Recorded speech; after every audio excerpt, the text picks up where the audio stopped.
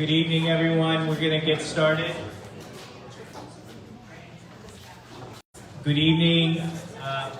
My name is David Campos. I'm proud to be the chair of the San Francisco Democratic County Central Committee, and we are calling to order the meeting of Wednesday, June 26, 2019. We are happy to be back in the Mission neighborhood, and I want to begin by apologizing for the lack of chairs for some of the folks that are in the audience. You know, we are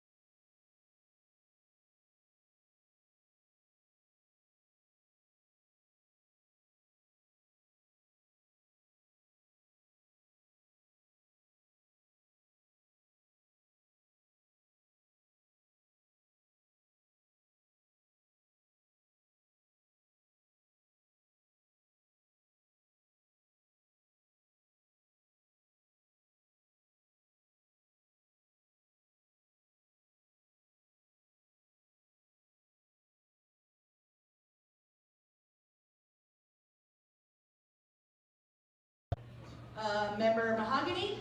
Here by proxy. Member Mandelman? Here by proxy. Member Maxwell? Here. Member Norton? Member Souza? Here by proxy. And our ex officio members, Senator Feinstein? Proxy. Speaker Pelosi? Here by proxy. Representative Spear? yes, there is here by proxy. Here by proxy. He's here.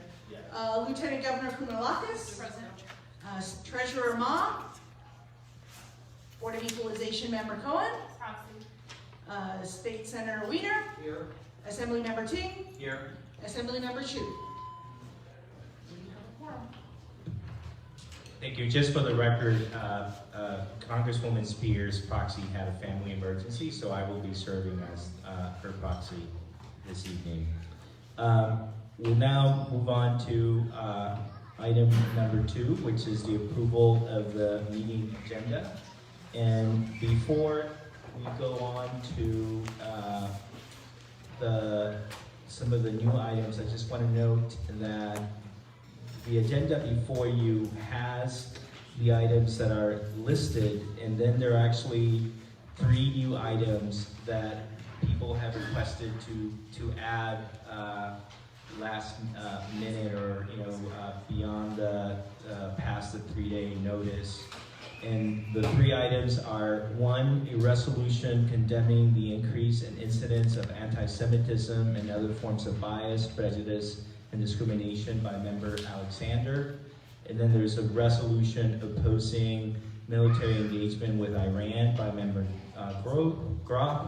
And then a resolution calling for the support of Assembly Bill 857, the Public Banking Act, which is by Members Souza, Lowe, and Baraka. And the one thing that I would say before we entertain a motion on those items is that I understand that things happen that require that items be introduced, last minute. But I heard from a number of members who expressed frustration that so many items were introduced last minute. And so I understand that sometimes things happen that are, inevitable, but I think the general rule is that if you are able to, anticipate an item that you try to introduce it before the timeline. So with that, these 3 items need to get a 2/3 approval of the vote of the committee to be added. So is there a motion to add these 3 items? A motion by Dufty, second by Gupta. Those in favor of adding those 3 items say aye. Aye. Any opposed? Any abstentions?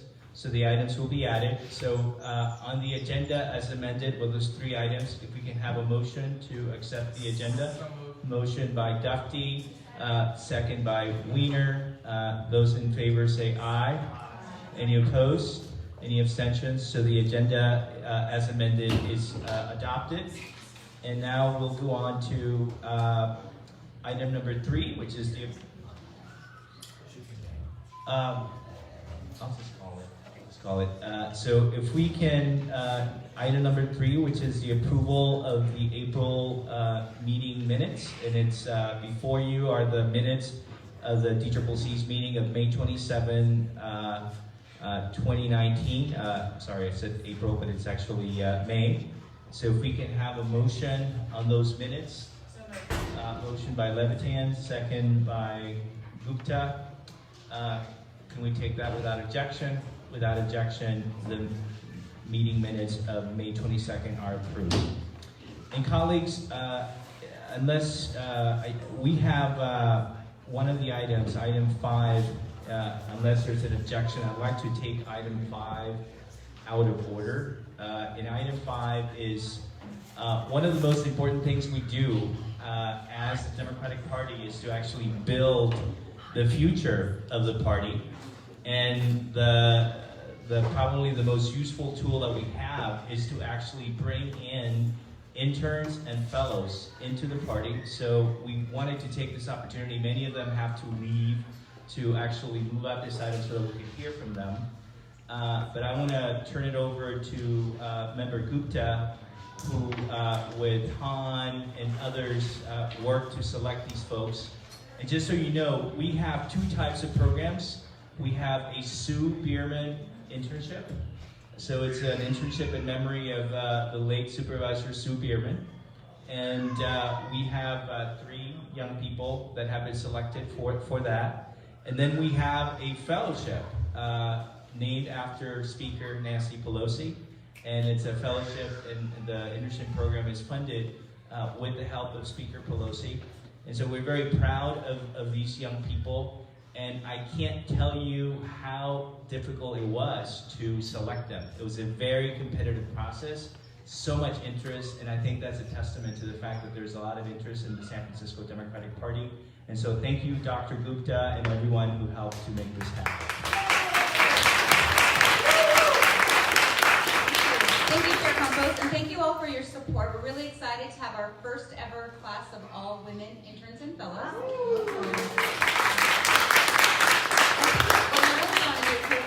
So we'll let them all introduce themselves. One of them it commutes from Fremont, so unfortunately had to sneak out to take the last BART train.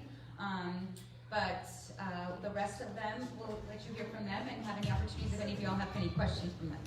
And by the way, we are live streaming this meeting, so we have a lot of other Democrats that are watching this. So maybe if you can come forward so that people can watch you also on the screen. Thank you. Okay, so hello everyone, my name is Josephine Kirtan. I am so honored to be a Sue Bierman intern this summer. I'm currently a rising senior at Lowell High School here in the city, and I'm a proud Outer Sunset resident. I first became interested in interning for the Democratic Party when I joined the San Francisco Youth Commission representing District 4 this year, and I really loved engaging, but I did notice a very big disconnect in people really having some sort of party identity. And I really wanted to join and figure out how to really figure out my democratic ideology, pass it on to others, and also work on our amazing missions of voter registration and engagement here.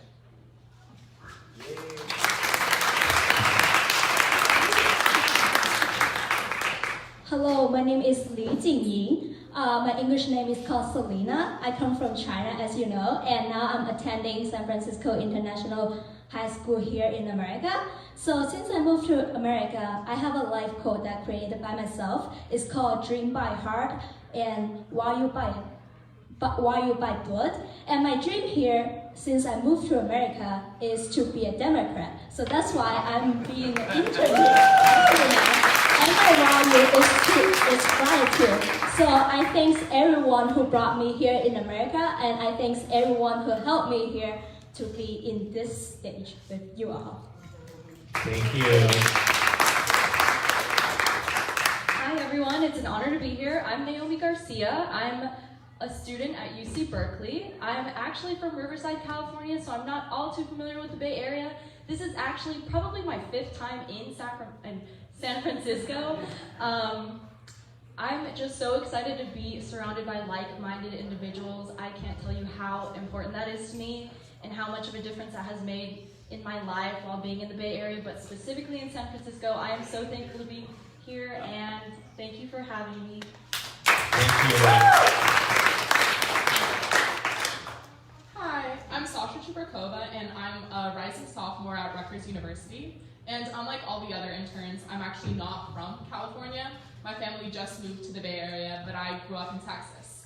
And growing up in Texas, which is, as y'all know, a conservative state, it was very difficult holding on to democratic values and fighting for what I believe is right. So what was really interesting to me is moving to the Bay Area, where everyone thinks everyone is actually, almost everyone's a Democrat, and everybody is fighting for the same things. And it's just really interesting to see how all of that works and what a Democratic Party with all the resources that it needs can do and all of the change that actually can happen.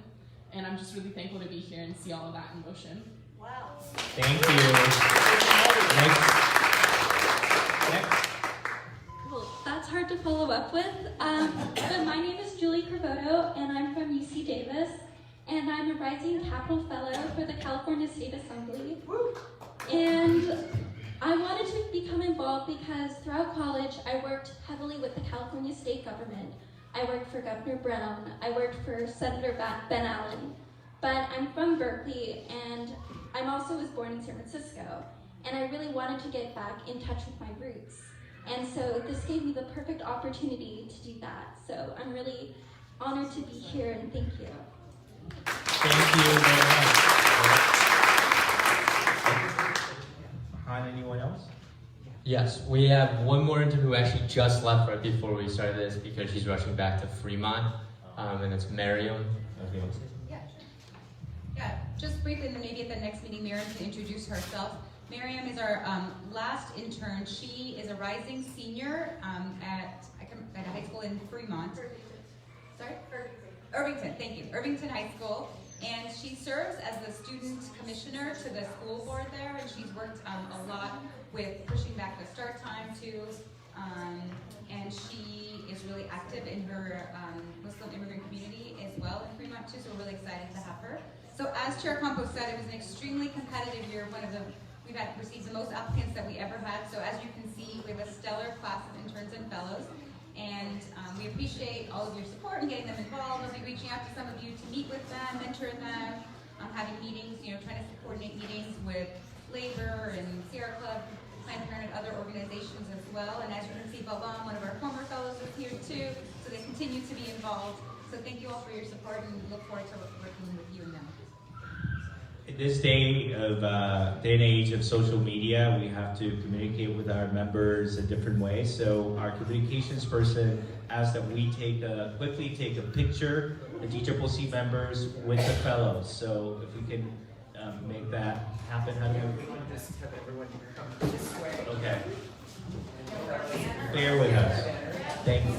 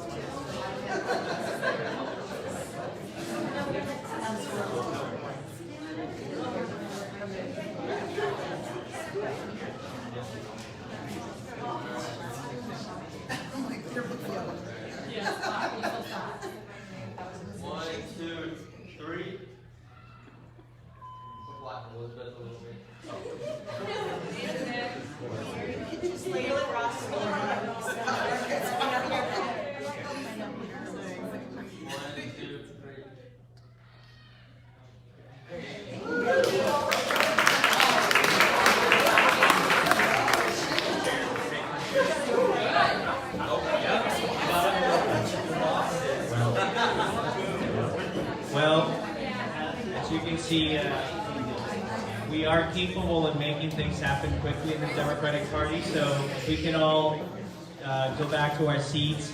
And again, can we give our amazing interns and fellows a big round of applause?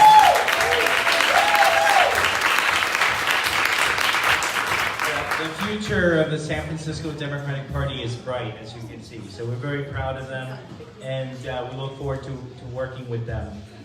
We'll now move on to item number 4, which is the general public comment. And I just want to make a note, because a couple of people have asked me questions about this item.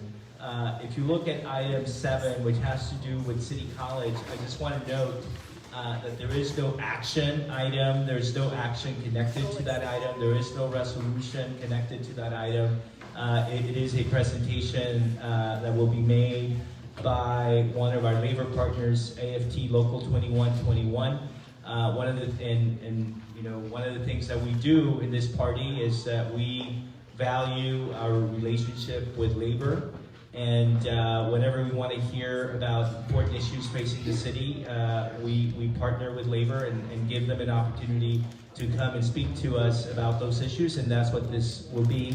But this public comment period right now is an opportunity for those of you who would like to speak about item 7 or any other item on the agenda to come and do that. So let's see, I don't see the rest of the parts. Do you have The speaker cards? Oh.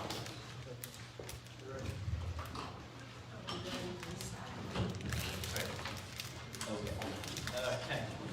So here we are. So the way that it works is that we give everyone an opportunity to speak up to 2 minutes. So as I call your name, if you can please line up and maybe form a line in the, I don't know if the middle aisle, if it's possible to do that. So as I call your name, if you can please come up. Harry Bernstein, Jorge Bell,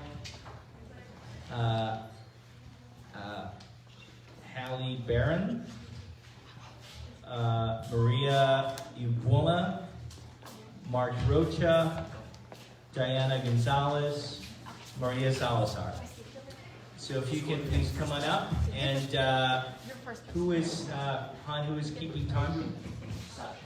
So we have Sasha, our intern, is keeping time. So if you can see here, she will have a card saying how much time you have left. 2 minutes. I think it's 1 minute, 30 seconds. And to be fair to everyone, if you could just stick to the 2-minute time limit. Go ahead. Floor is yours. Okay, thank you. You can speak into the mic, please. Thank you. Thank you. I'm here to say a word about the Performing Arts Education Center at City College. It's been a needed and desired project at City College for many years, well before a funding mechanism became possible in 2000, which allowed the passage of education bonds by 55% vote. Facilities bond measures at City College in 2001 and 5 provided funding. The project has been shovel-ready, ready to go in 2012 with all approvals, but then there was a delay, a state takeover. There have been an unrelenting series of cuts, going from 100 classes that were taught in the music department down to 50 currently. The theater arts department, the other future inhabitant of this facility, has also had very serious cuts. The PAC has 600-seat auditorium planned, theaters, classroom space, rehearsal space, etc. The reason I'm bringing it up is that the college is planning to present a bond measure of some, I think, $800 million, and it's probably for next year at the time of the primaries. And I would like to have the DCCC, when this comes before you for approval, not to, only to approve it if the PAC is part of the project. It was an essential part of it for an incomplete bond measure in 2001, in 2005, just delayed incessantly. And the present administration has played such games. It was going to be on top of the main campus. It was going to be downsized out of existence. It was going to be built on the 4th floor of a STEAM building. from one week to the next with no transparency. So that's why we think this very valuable facility for the college and community is really essential. Thank you very much. Thank you. Next speaker, please. Good evening, Mr. Campos, DCC members. My name is Jorge Bell. I am the Dean of the Mission Campus. I am so happy to see you back in the Mission, and I hope one of these days you come back to the Mission Campus again. I am here in favor of the supporting the bond for City College of San Francisco. I have been working for City College 40 years now. Just imagine 40 years ago, I was almost a homeless student. I had nothing for me, and I discovered City College of San Francisco. City College of San Francisco is the only place that people of color, minorities, poor people have for higher education. It's the only opportunity we have. So I'm asking you to support City College, to continue supporting. Right now, Mission Campus grew to become the second largest campus of City College. We have close to 8,000 students taking classes with us. Right now, as we speak, we have 300 students, high school students from the Unified School District.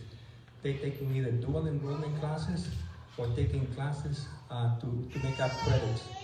So if you believe in education, if you believe in community colleges, if you love San Francisco, if you believe in City College, please support this moment. Thank you very much. Thank you very much. Next speaker, please.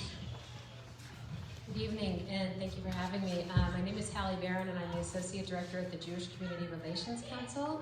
Our mission is to advocate for the organized Jewish community and to try to help prepare the world through our work, a lot of social action work, so you know who we are. On behalf of us all, we want to thank you for considering the resolution condemning the increase in anti-Semitism and offer our strong support for it.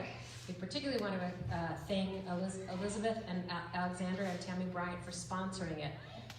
As many of you have heard recently in the news, there's a big rise in anti-Semitism nationwide, as well as around the world, as well as a lot of other really bad behavior towards people who are not Jewish, who are other communities.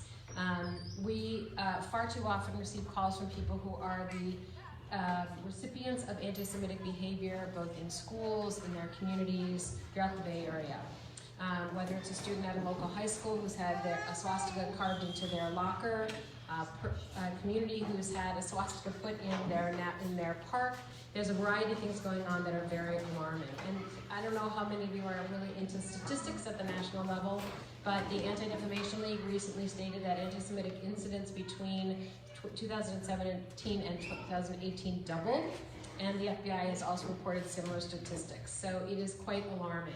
Importantly, while this resolution specifically condemns anti-Semitism, JCRC and all those we represent in the Jewish community will continue to condemn intolerance, xenophobia, and discrimination of all kinds that impact our communities who are being targeted and marginalized. We are committed to ensuring that San Francisco remains an inclusive and safe space for all, and we thank you for your consideration of the resolution. Thank you very much. I'm going to read a couple more names. Angela Thomas, Alex Randolph, and Christine Hawson. Go ahead. My name is Maria Boma. I'm a mother of a soon-to-be kindergartner who will be starting the Creative Arts Charter School this August. I chose the school because art is not an accessory. Art is essential for creative thinking and learning. All students, not just ones whose parents are millionaires and billionaires, deserve art, and the performing arts in particular. My mother was a theater major, so I spent much of my childhood backstage, helping to build sets, running lines, and playing with colored cellophane. In reality, I was applying math, practicing literacy skills, and doing science experiments. STEM was changed to STEAM for a reason. Just as we need programmers and engineers, we need set designers and lighting technicians.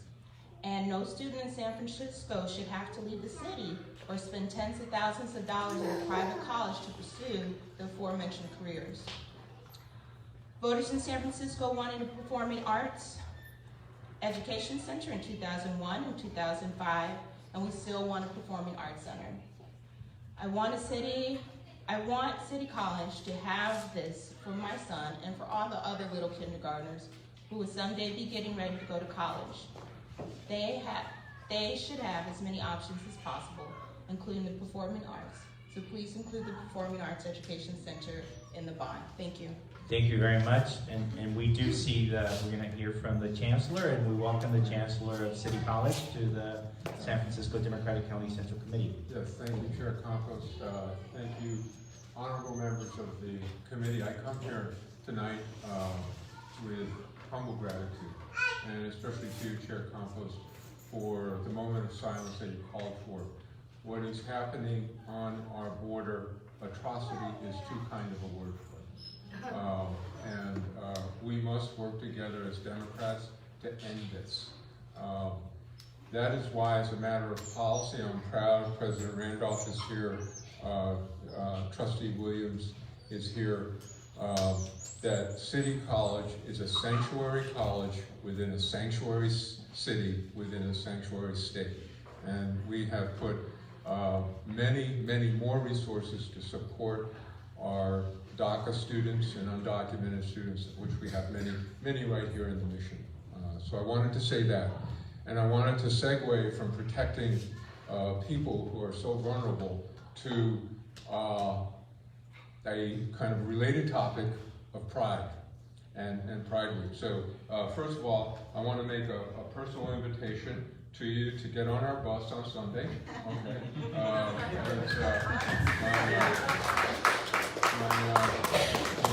My grandma said there's always an extra seat on the bus. We'll be out there on Sunday. But this is also a matter of really important policy that I'm so grateful to our board for supporting.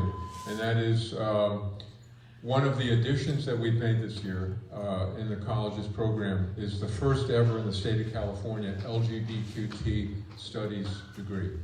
And we're off.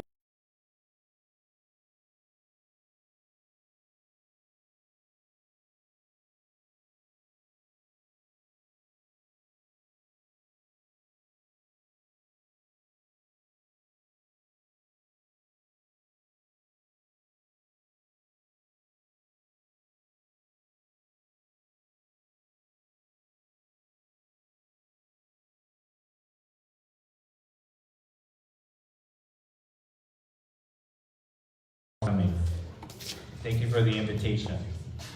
Good evening, everyone. My name is Maria Salazar. I've been a classified employee at City College of San Francisco and a proud member of the Classified Employees Union, SAIU 1021, for over 24 years, and I've been working in student services. I'm here to inform you, the Democrat Central Committee, that we are the other labor union at City College of San Francisco, alive and well. We support the facilities bond ballot measure and the current budget actions that are necessary to fix the structural deficit once and for all. The college must stabilize a balanced budget to ensure the classified employees can sustain and have real jobs. Students and all employees deserve to have a safe, sound place to study and work instead of the current demoralizing environment we have endured for far too long. I'm also a graduate of City College of San Francisco. I sent my 2 kids there, and I just want to make sure that we have a college for my grandchildren to go to if they choose to go to a 2-year college. It's very important. I'm also a proud Democrat since the age 18 for the last 32 years. So thank you for having me. Thank you very much. Thank you for coming. I'm going to read a couple more names. Anita Martinez and Tomasita Medal. Go ahead, ma'am. Good evening, Chair Campos, DCC Committee. My name is Diana Gonzalez. I'm the Senior Vice Chancellor of, my new title is Administrative and Student Affairs at City College of San Francisco. One of my primary responsibilities from the time I was hired a couple of years ago with City College of San Francisco is to be the lead negotiator. So it's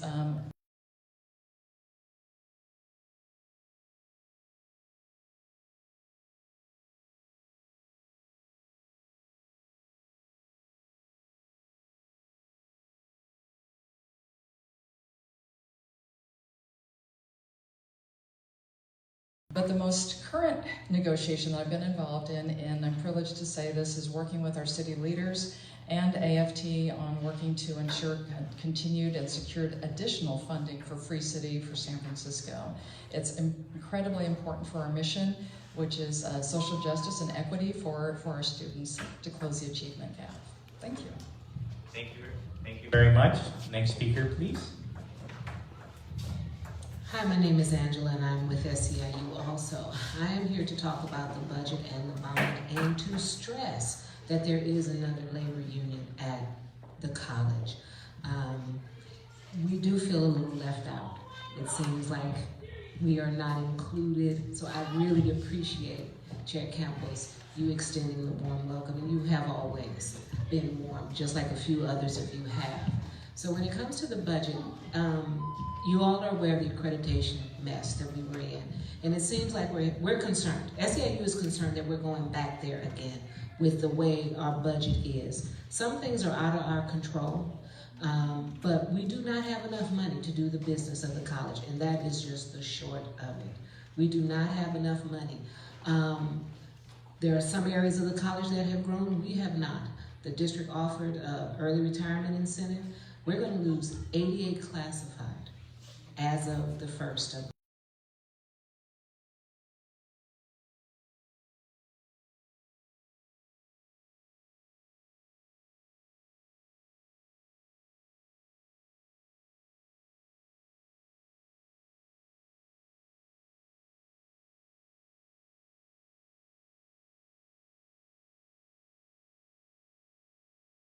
So I have issues when you walk down the hall and the ceiling tile falls down. Some people don't think that we should have the money, but the issue is, if we don't have the money, how are we going to be enticing to students? How are we going to be able to facilitate and undergird the programs that modern students need to be successful? How are we going to cultivate our thinkers and leaders and creators of the future? And if you think I'm exaggerating, just take a stroll. Just come on out to the Ocean campus and just take a stroll. Thank you. Thank you very much. I do want to note to all of our labor partners, this conversation about this presentation was had with AFT 2121, but we welcome any labor partner to come and speak to us. In fact, we had SEIU 10-1 just at our last meeting speaking on a different matter. So labor is always welcome here. So thank you for being here. Next speaker, please. Hello, fellow Democrats. My name is Alex Randolph, and I'm currently the president of the Board of Trustees at City College of San Francisco. I want to recognize another trustee that's here, Thea Selby, who joined us in addition to Chanel Williams. This is an exciting night. Other than your meeting, we actually have fellow Democratic candidates for president, I think, debating tonight, or have already debated, and tomorrow. And one of the exciting things this year is that investing in higher education is at the forefront of the discussion, making sure that our community colleges around the country are fully funded, making sure that we are addressing the increasingly high college debt and student loan debt that our students and others, including probably you and me, have still experienced and still paying off. And we are at the forefront at City College of making sure that education is accessible. And I want to thank our partners, AFT and SAU and others, and including you who have voted for Free City and the parcel tax and have always supported City College here in San Francisco when we needed it. On behalf of the Board of Trustees, I just wanted to be here and thank you for that support. I'm not going to be talking about the bond because we'll be coming back at another time to hopefully get your support for this important initiative that we will be actually voting on at tomorrow's board meeting. And the other thing is, I wanted to share some good news that we've actually been doing at City College. You sometimes only hear the bad news in the press.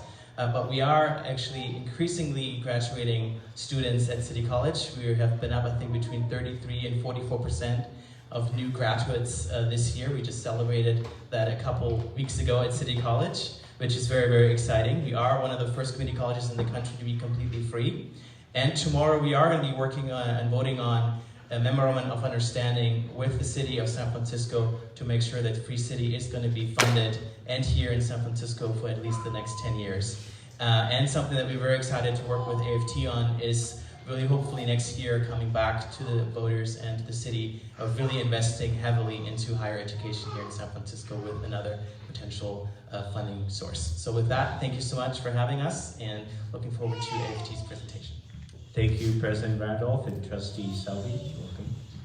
Next speaker, please. Would you like me to hold this, please? You're so good. Thank you. Oh my God. I'm telling you, our interns are amazing. This is wonderful. wonderful. Hello, my name is Christine Hansen, and I've been a member of the Bond Oversight Committee since 2015. My comments are my own, though. When the state took City College over during the accreditation crisis, the imposed special trustee announced to the community that he'd gotten a legal opinion to change the nature of the spending of the 2001 and 2005 bond money. The majority of the $50 million had been budgeted for one of the few projects remaining, which was the Performing Arts and Education Center, or PAC. Multiple records requests show that no such legal opinion to change the spending of the money seems to exist. As the school transitioned to local control, the spending continued much in that vein, sort of along the lines of Bob's 5-year plan. One item that the bond funding has been spent on is the creation of a facilities master plan. And that 2-year community process was supposed to guide this next bond. But a month ago, there was a complete departure from those plans to create the project list for this next bond. Please read the proposed bond wording. The resulting proposed initiative is so open-ended that it could easily create an environment where planning is superseded by economic opportunity for contractors that does not benefit the overall priorities of the school. Our board has the opportunity to change this language, to require the bond language to name what is going to become accomplished with the funding. I'm asking you to urge, compel, cajole, and support City College's trustees to listen to their community, listen to their stakeholders, and insist upon a project list that names the specific stakeholder planning process that the spending of the money must include, and to finally complete the education portion of the Performing Arts Center. Thank you. Thank you. I'm going to read a couple more names. Madeline Mueller and Raphael Mused. Next speaker, please. Can I ask you to hold that? Just the mic. Oh, the mic is heavier than the food. The Performing Arts Center was promised to voters in 2001 and 2005. Some folks are spreading the idea in the community that the center is a luxury item. Why would a state-of-the-art center be a luxury item when it comes to poor people, working class people, the middle class, and communities of color unable to afford the price of admission to the SF Opera, the SF Symphony, or the SF Ballet, all housed in state-of-the-art buildings? Do only rich people deserve such centers? Do poor, working, and middle-class folks in communities of color deserve less? What a classist and racist idea. Moreover, the Performing Arts Education Center would provide training in performance and in technical support instruction to students who might not otherwise have access to it, and to the union-scale jobs that could result. I refer you to recent Tony Awards broadcast for more passionate statements about this importance of performing arts education. I ask you for your support for the Performing Arts Education Center as envisioned in the 2001 and 2005 bond measures in any future bond issues. Our students and our communities deserve less. I am Anita Martinez, a San Francisco resident who has devoted her personal and professional life to equal access to educational opportunity, starting with the San Francisco State Student Strike and the EOP, and continuing in the California community colleges, in particular City College of San Francisco, where I was a part-time faculty member, a full-time faculty member, a dean, a vice chancellor, and am retired from there now. I ask you to keep the Performing Arts Education Center uppermost in your mind. Thank you. Thank you very much. Next speaker. Good evening, friends. I'm Tomasita Medal, and I'm here to ask you to, when the bond measure comes before you for your endorsement, to make sure that it specifies that the completion of the Performing Arts Education Center as promised to the voters and approved by the voters in 2001 and 2005. In front of you, you each have a version of this. I'd like you to imagine that in 2001 and 2005, when the voters voted for the Performing Arts Education Center, that it had indeed been built. As it was originally envisioned, the Performing Arts Center would have the lower parking lot would have been the parking lot for the entire student body to use, since the Performing Arts Education Center takes the spot of the upper parking lot. So it was always assumed when it was put before the voters that the lower parking lot would be what would be remaining for the student body and the faculty and the workers to use, and also for the Performing Arts Education Center. Yeah, okay. So you can see in there, I'd like you to imagine, suppose the mandate of the voters had been respected and it come to fruition. This is what we would have. We would have the beautiful Performing Arts Education Center as designed by some top architects of this country. And then it would have, then we envision the 2/3, this is another alternative for you to consider. Just what if? What if the lower parking lot were to remain 2/3 of it a parking lot, so that the students would not be deprived of their access to their education, because the people who come to City College are working class people who have to just snatch 3-hour time period from their work obligations and their family obligations to come and take a class, and they don't have the luxury necessarily of Muni and BART, which are already packed to capacity. And we suggest that 1/3 of the parking lot, the south third, be given to, we want the land transferred to City College, and we wish that the trustees will ask for that. And 1/3 would be 300 to 500 units of 100% affordable housing for faculty and students and homeless students, and then the rest would be solar-powered parking. Thank you. Thank you very much. Next speaker, please.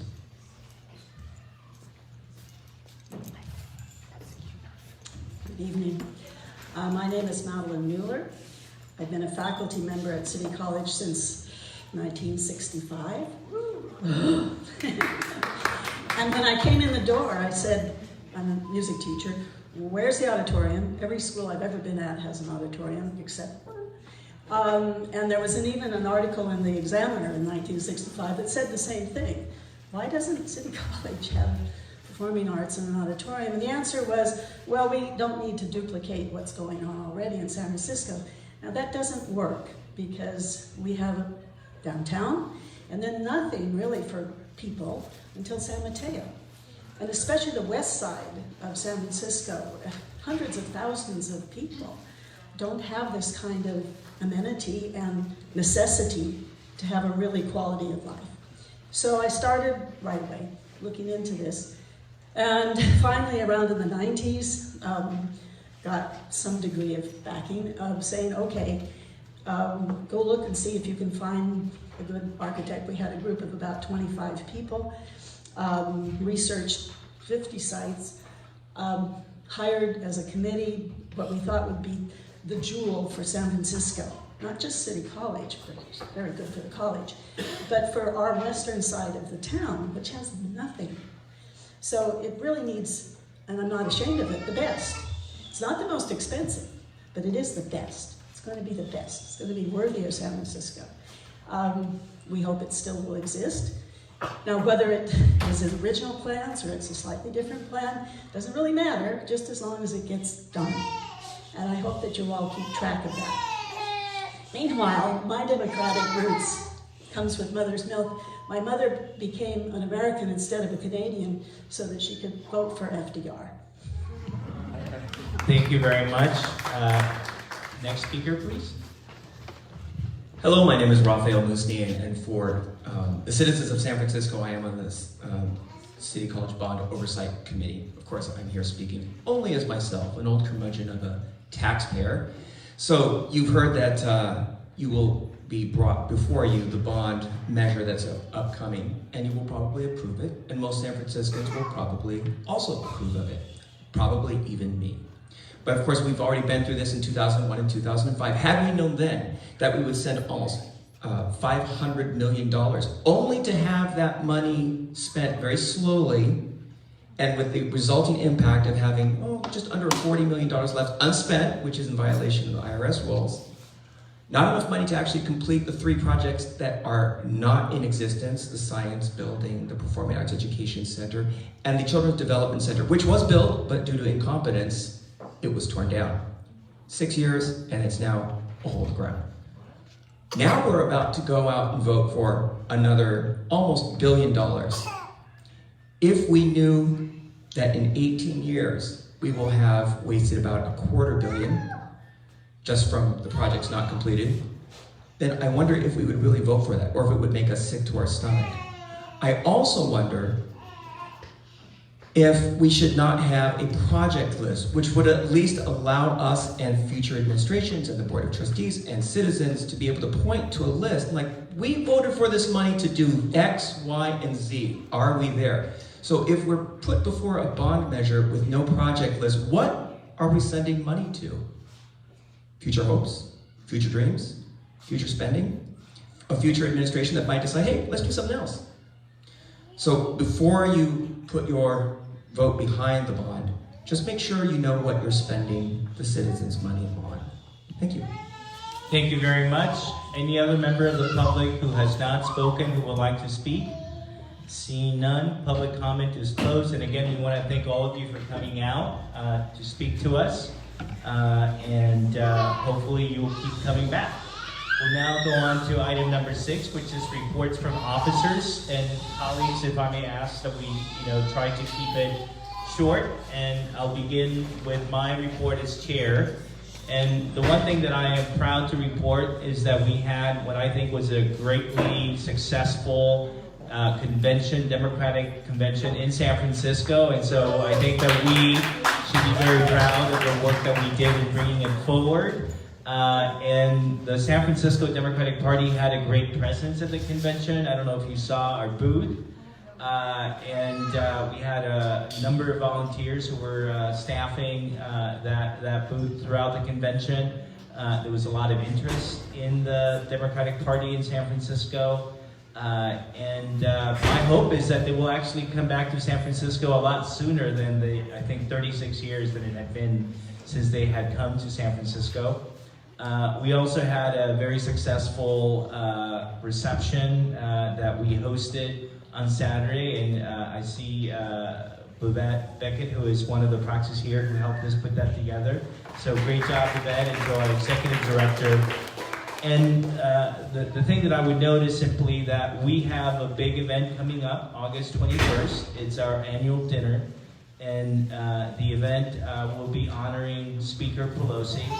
And the idea behind this event is that we will be raising funds to continue to do the work that we started last year with Red 2 Blue SF, and to really replicate the effort to focus on keeping the House of Representatives Democrat.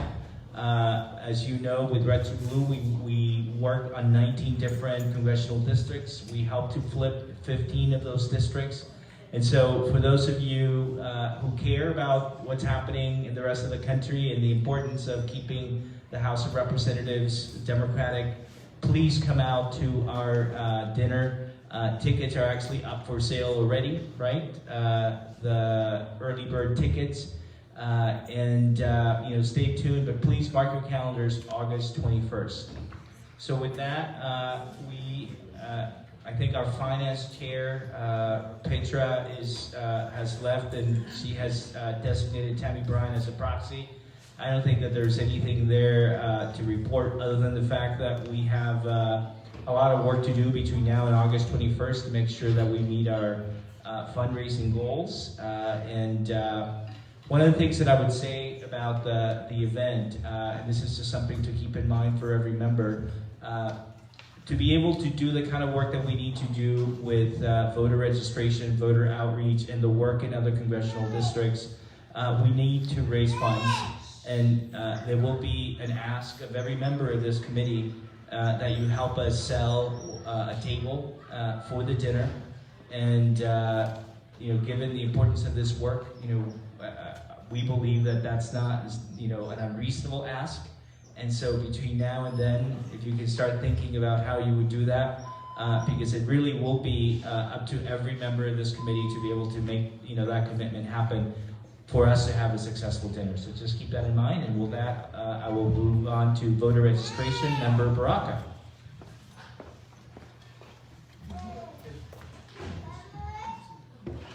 Thank you, Chair. Thank you, Chair. Keeping it brief, Susan Piper unfortunately was not able to make it tonight. She's feeling a little under the weather, but she was able to report that we did 185 registrations at the New Citizens ceremony.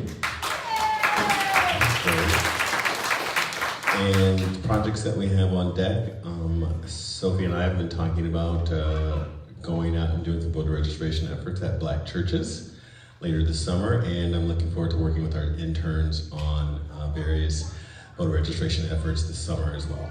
Thank you. Great, thank you very much.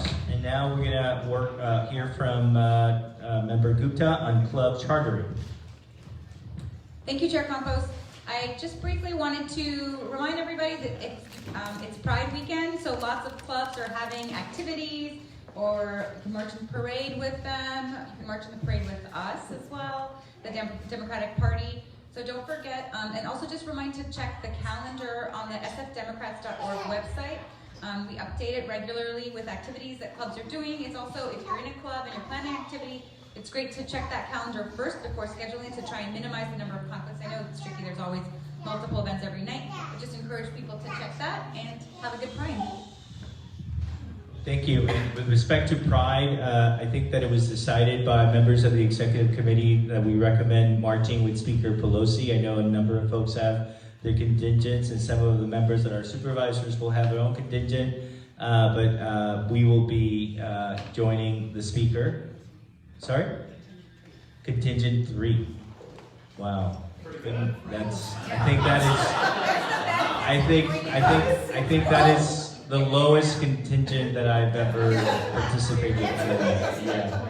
So, I don't know what number 2 would be. Yeah, that is as good as it gets.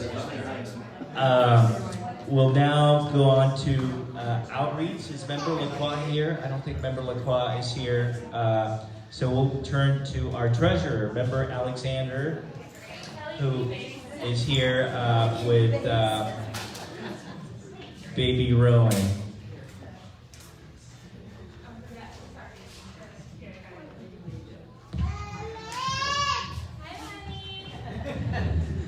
This is Rowan.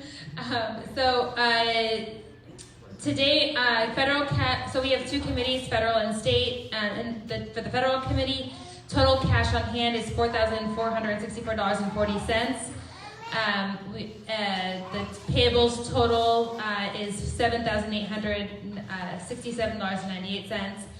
For the state committee, we have total cash on hand $4,210.33. And we have the payables total is $2,153.91. This is all as of 6/25/2019. You can see the total income and the total expenses to date, so for the federal account, we have $19,078 total income this year and $45,523.24. The reason we have a positive account balance is because we had savings from last year. I think I filled that question a lot. So that's why we continue to have a positive income, even though we have spent more than we have brought in this year, calendar year, is because we had a savings from fundraisers last year. For the state account, we have a total income $28,700 and expenses $59,820.75. Any questions? And if I may note that, I think that what this shows is that we have a lot of work to do between now and the dinner, and we have spent money on the convention and all the events that we have been doing, but if we are able to meet our targets for the dinner, I think that we'll be in good shape. But I think all of us need to do heavy lifting to make that happen. So with that, I'll move on to partnerships. Member Maxwell. Yeah, I'd just like to recognize our partners thank you. Recognizing our partners for volunteering at our booth and being real present at the Democratic Convention. They were just great. And also, getting back to what David was saying, we need to make this dinner happen. There's a lot to be done. these partners of ours are already getting ready for the elections in Virginia, the state elections in Virginia and other states. They're really recognizing that 2020 is extremely important. So we cannot do any less than be there. And these people are the ones that are doing a lot of the work. So we've got to be present. We've got to give resources. That's what we do. So we've got to give them the resources. And every single one of you sitting here has a responsibility to do that. That's right. We have a responsibility. And I don't want to call out any names, but you're almost forcing me to get close. Okay? So we need to get busy and do our work. So thank you all, and thank our volunteers, and we need more. Thank you. Well, if you don't want Supervisor Maxwell to call you out, please do what you can. We'll now hear... David, don't let him off. Do more than you can. Do more than you can. That's what people do. They do more than they can. That's right. Yes, we all are doing that. Thank you. Thank you, Member Maxwell. We'll now hear from our Executive Director, Hansu. Hi everyone. The main report is that obviously our interns have started. So the past week and a half, we've really been onboarding all of the interns. They've been very helpful already, as you've noticed throughout this meeting, making my life a little easier. So I'm very grateful for that. And the only real point to add is that the early bird tickets are now live for our dinner on August 21st. You can find that. We have a Facebook event for that through Act Blue. And we're working on an Eventbrite and all of that to make that happen. Thank you. And I think the early bird tickets are $250. Thank you. We'll now hear from our fabulous Region 6 Director, Henny Kelly. Well, hello there. Let me just tell you a couple of things. What, dear?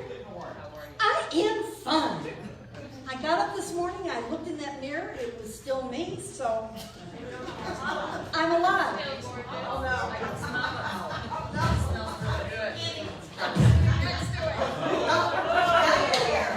That's not what I'm going to talk about right now.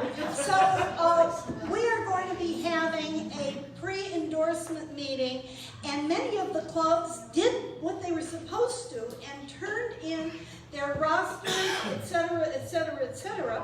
And it's very interesting because this thing that we do at a pre-endorsement, when clubs get one delegate for every 20 members, is really have grassroots people voting at the pre-endorsement meeting. And I want you to know that we have 62 delegates from the clubs, and I'm going to be notifying those clubs. But the interesting thing was not all clubs turned it in. So we've got to get these clubs to understand you have the power. You have the absolute power. The people who vote at this meeting are the people who are delegates of the Democratic, the state council, which the people who go to the conventions, okay? They are the ADEM delegates. They are the delegates who are appointed. But you could get enough people to sway everything if you got club members and you put their rosters, give their rosters to us so that we can give you the delegates that you deserve. So I am really proud of the clubs that did this. Toklas, Bernal Heights, Eastern Neighborhood Democratic Club, Edwin M. Lee Democratic Asian Pacific Club, Harvey Milk LGBTQ Democratic Club, Irish American, Potrero Hill, San Francisco Young Dems, South Beach District 6, United Democratic Club, and my very lovely Richmond District Democratic Club 2. So we have that, and that's really very important. I will be notifying them. The other thing I wanted to tell you is that if you haven't applied to be on a committee and you are a delegate to the state convention, and the state party convention, you still have time to do it. Go online, and we have opened it up. What we are trying to do with the committees is make them look like the California Democratic Party, better if they look like the San Francisco Democratic Party. But basically, we're going to have, there will be at least 55% women. There will be people of color. There will be people from all the portions of the state. And it is going to look like us. And those committees are what are important in the same way that delegates from clubs are important. This will really have the grassroots doing stuff. Now, if you were at the Democratic Convention, you know that I got upset there. And I got upset for a reason. Because our party accepted money from Uber, which treats its drivers badly and clogs the street around my house, and a thing called Advantage America, or Advance America, which is really not something to advance America, it's a payday lender, and Jewel. They took money from these, and every time one of the people who was running for president got up to stand up to speak, or Pelosi did, or any of the people who were speaking there, right next to their name on the big board was Jewel. So I said that we shouldn't do this. I was told by the acting chair at the time that I would have to make up the difference. Well, to get your name as big as Jewel did, it was $100,000. So what I said was, I would bake 10,000 challahs. If I sold them for $10, I could make that money. It was a metaphor. I was doing a metaphor. I was not going to bake 10,000. But people are doing that. They're helping me bake. There are people all over the state that are doing it.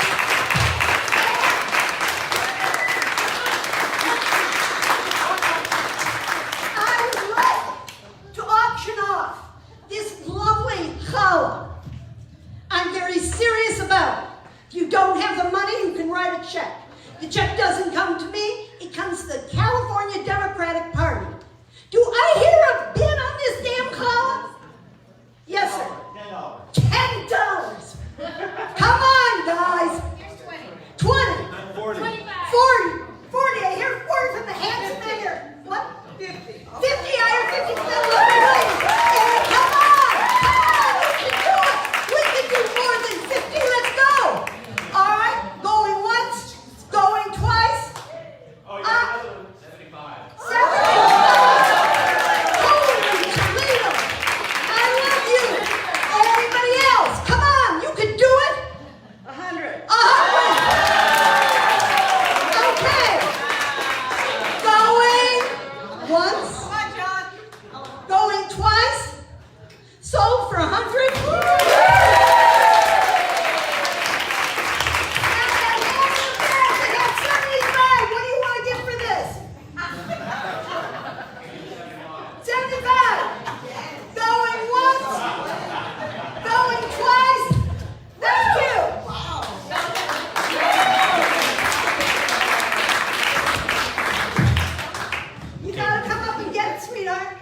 I'm not sure if our rules allow for that, but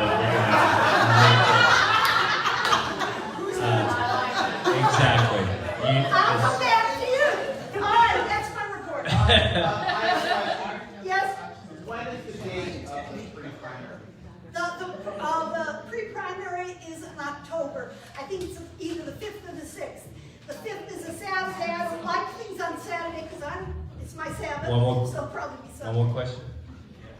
This is a little bit different than the pre-primary, but for the next convention, who would we talk to about making it more accessible for parents? For parents, you talk to me, because I will then work to get, right now, at this moment, to get a child care at the convention. I did it for the American Federation of Teachers. I can do it for you. And I will get child care. Thank you. Thank you very much. Thank you, Henny. We're now going to move on to item 7 on the agenda, and this item is an update from AFT Local 21, the City College of San Francisco Faculty Union. on City College class cuts and status of free City College funding. And before we ask them to come up, I want to give Peter Galata, who brought this item forward, an opportunity to say a couple words.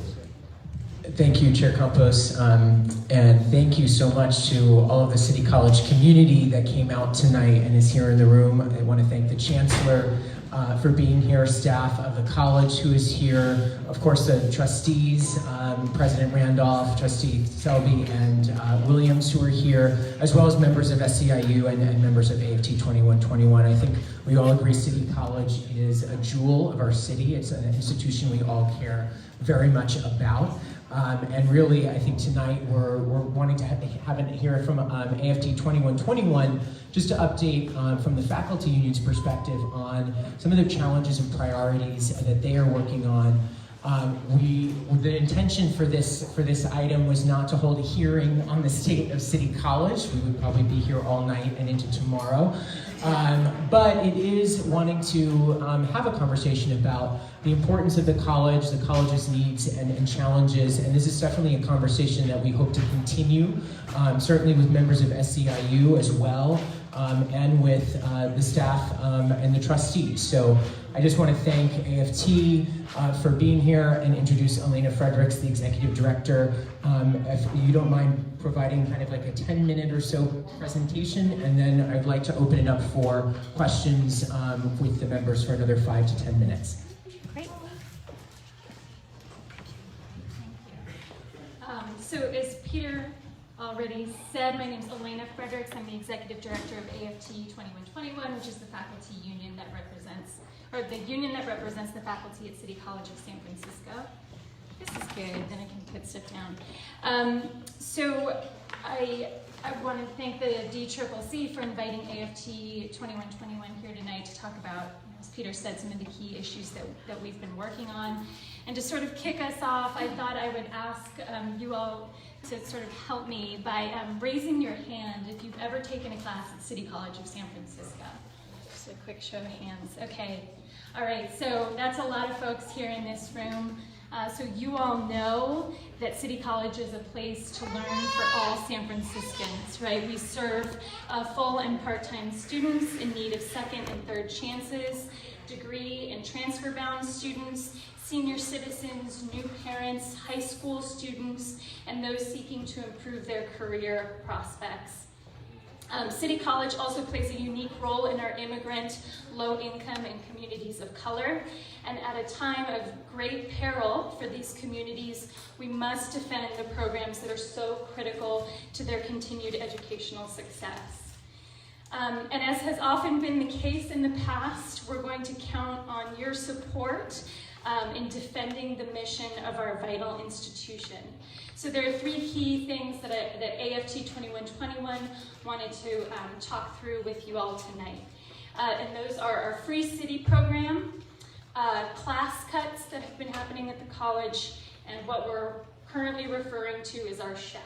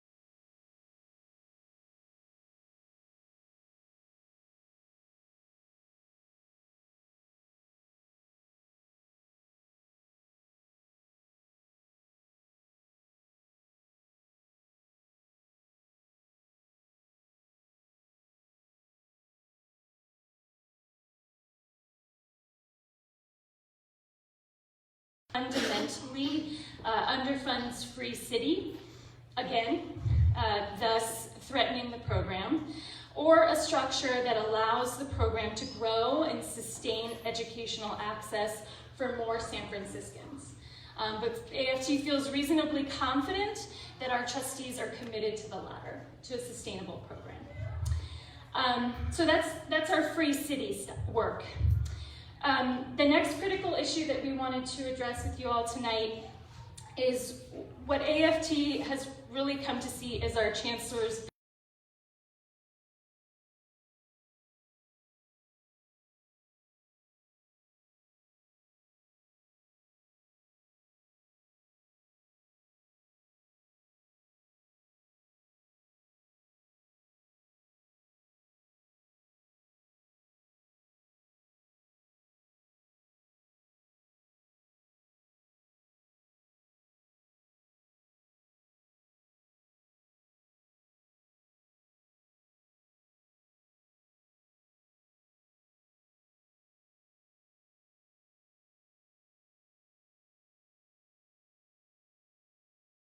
to 35 students.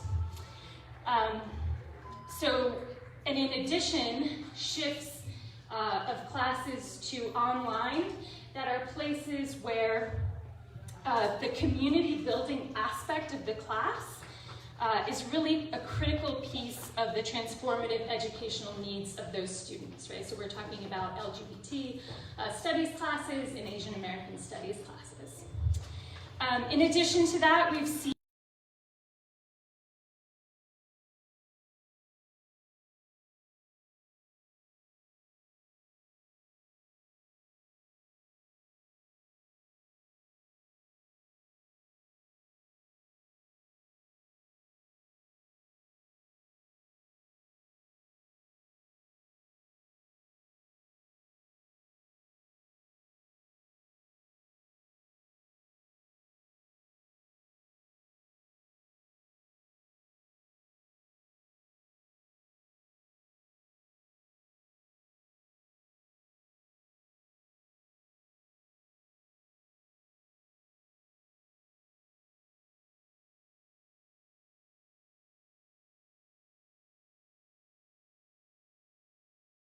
educators and community and students really have served to highlight the systemic underfunding of our public education system. Specifically here in California, the state is charged with funding our public education, but there is a growing gap between what the state provides and what City College needs to have fully staffed, robust programs that serve the needs of our city's residents, particularly our low-income residents and students of color. So to make matters worse, the state has implemented a new funding formula that really favors students with plans to transfer to four-year university.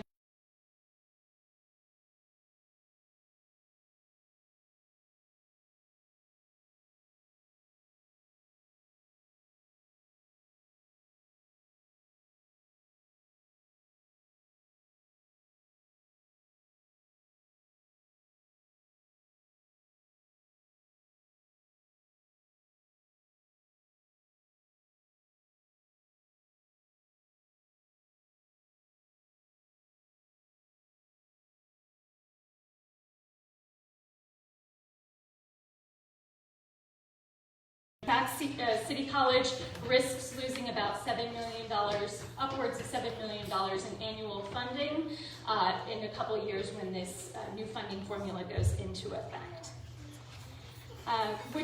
So all of that brings me to our third item, which looks at bringing some much needed relief to the things that we're facing.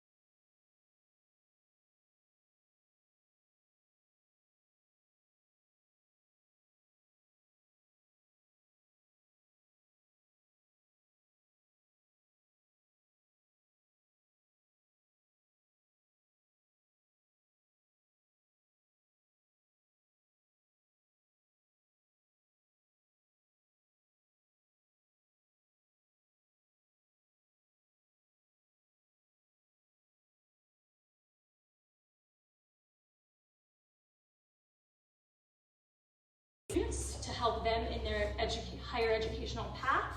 And SHEF would be an investment that safeguards programs and services that City College needs to protect if we're to continue serving our community effectively. So I just want to flag that this idea is in its earliest stages of development. AFT is absolutely committed to working with those who developed the PEIF and have that background of knowledge about of the DCCC. Thank you.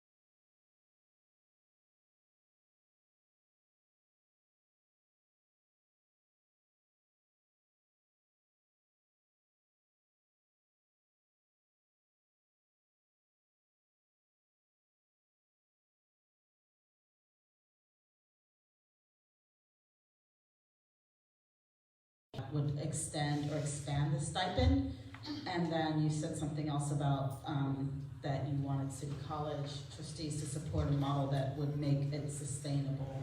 And so I had questions about what exactly does that look like, and can you be a little bit more specific about that? Because from what was discussed at the Board of Supervisors meeting, the stipends were very specific, and they had a specific amount of money and a specific target.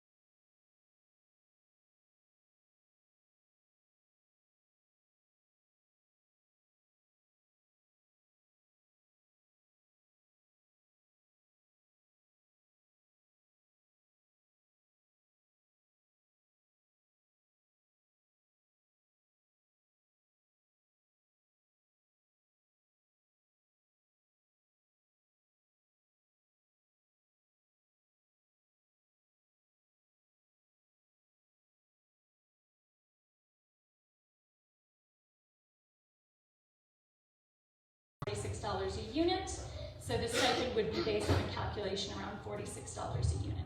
So those are sort of the three different models that are being looked at, and each of those has a different cost associated with it. And I guess my question goes back to that. How would that impact?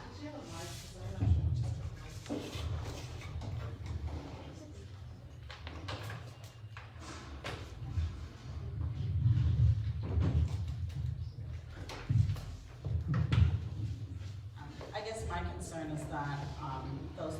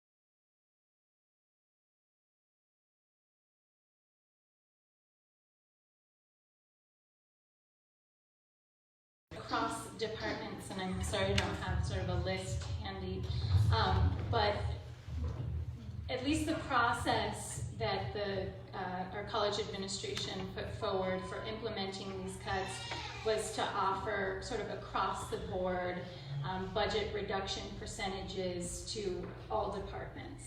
And departments were faced with making decisions about what classes they could offer based on the budgets that they were given, which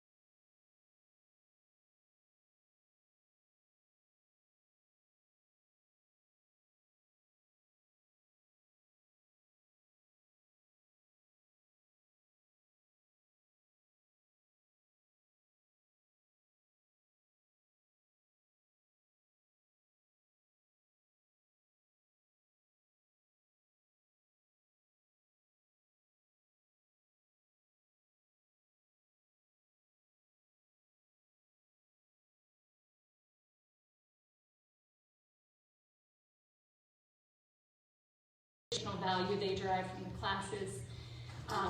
But I can also provide a list to the group that really lays out exactly what was lost. Well, they're trying to turn this into a community college. Junior college. Junior college. And that leaves out any kind of, senior citizens. And that really is,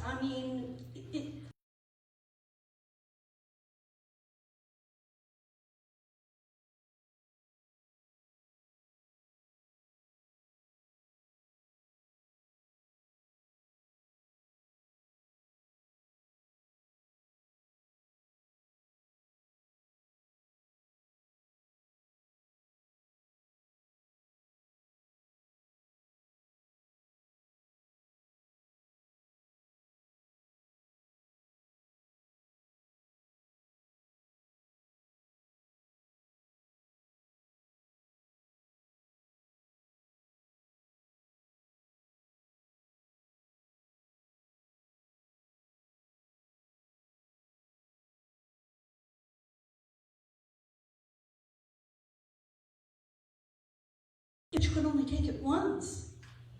And so they couldn't ever take it again.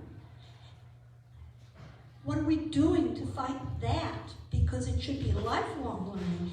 It's our community, it's our college. And how can we help you fight that battle?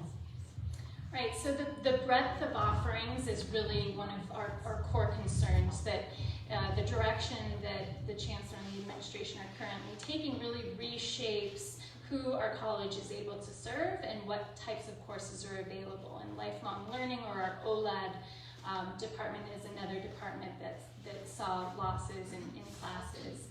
And we are the primary providers of adult education for the city of San Francisco, so it's very important that we continue to be able to provide those services.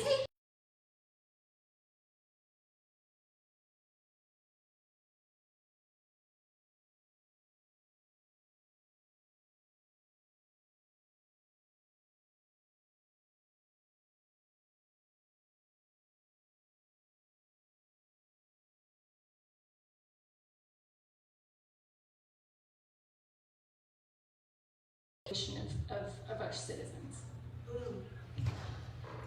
Other questions from colleagues? Member Rockwell. I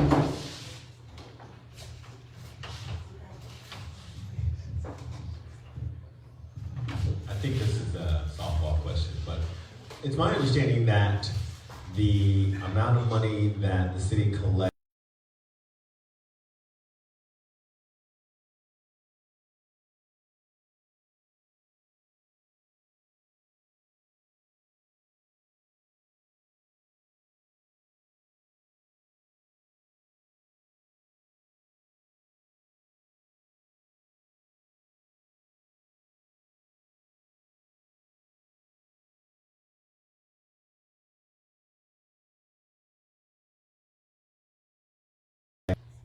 Lisa, pilot program,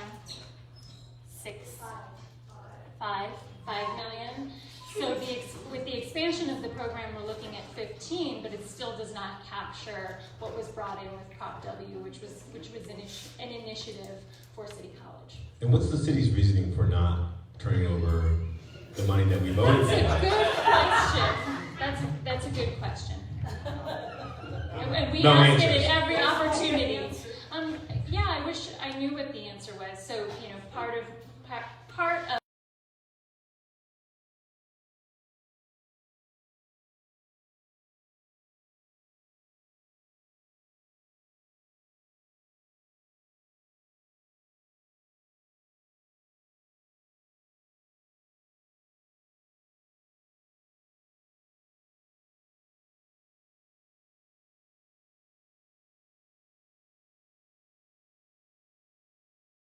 I just want to be respectful of AFT being here, and we can revisit. If there's additional questions from members, this is the point of doing this, was to start a conversation around the needs and challenges in City College.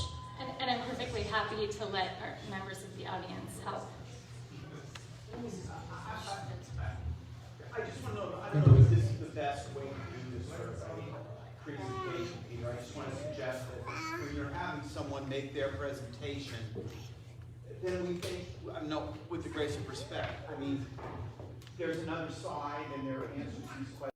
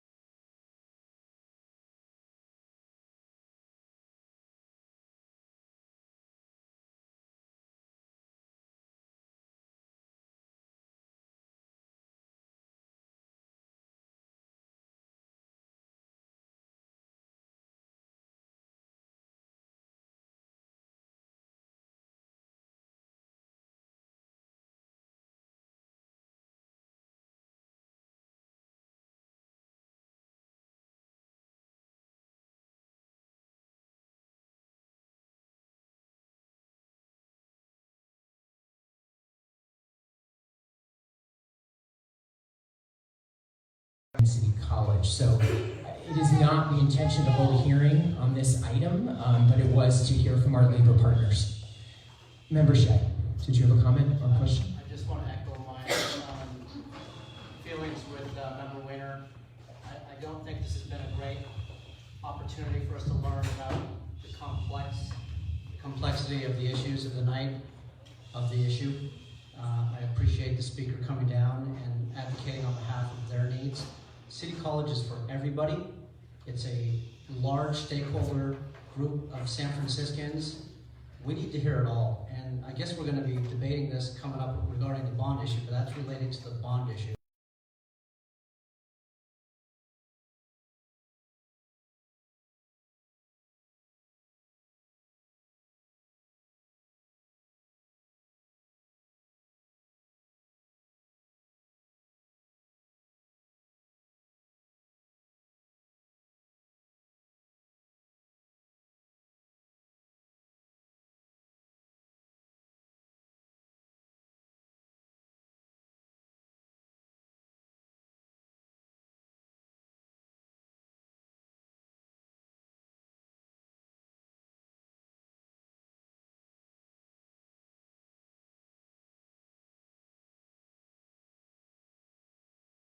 Come and speak. We heard from the administration, we heard from other folks, and I am actually very proud of the fact that we as the Democratic Party provide a forum that allows labor to present its concerns and issues, and that means any labor organization that wants to do that.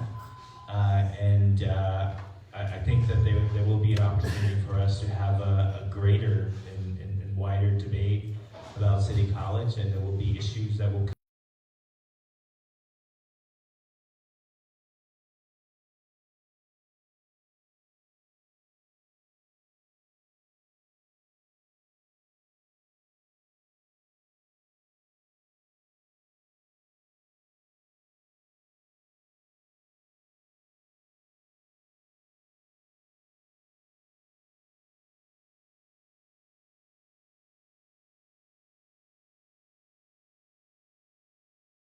I am where I am because of education. I do think that education is the great equalizer, whether it's public education in K-12, but also, education to support public education. And I think, unfortunately, up to this point, the focus of that support has been on K-12 alone, which, by the way, I worked with a school district, I was their lawyer for many years, so I welcome that support.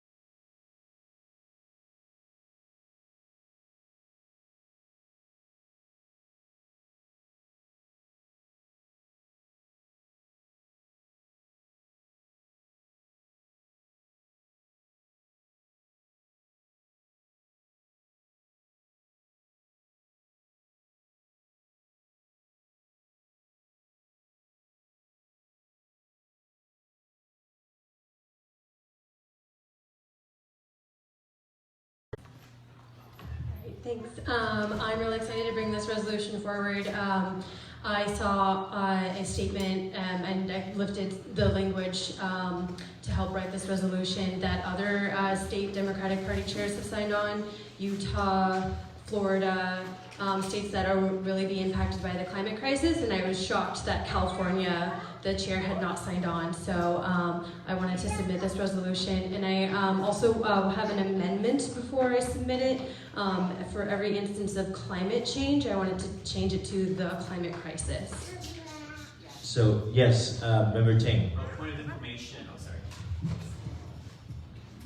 Point of information, I believe Chair Hicks has signed on to this last that I checked. Oh, that's good to know, because I wrote it like I think a few weeks ago, and yeah, thank you. Member Sousa.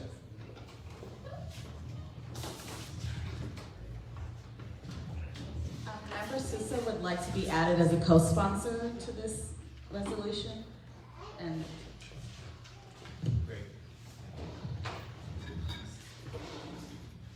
I think Member Maxwell also would like to be added, and Member Bryant. And Member Mahogany. And Member Mahogany. So first, we have a motion to amend the resolution along the lines that was described. Can we take that motion to amend by Maxwell, seconded by Sousa? Can we take that motion to amend without objection?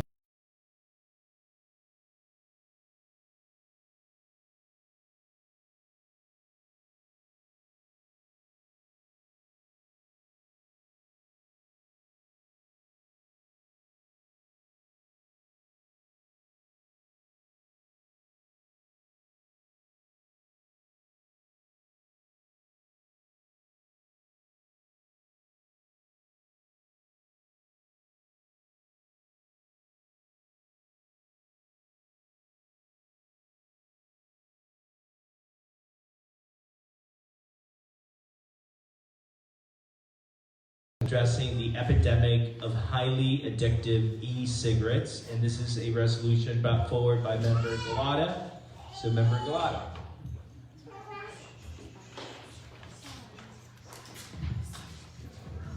Thank you, Member Reader. It's me again. So, tonight before the members, we have a resolution as well as amended resolution language, and I think it really speaks for itself on this issue.